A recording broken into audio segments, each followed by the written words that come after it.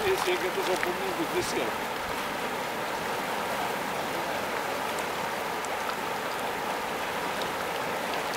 Estan encarant malament.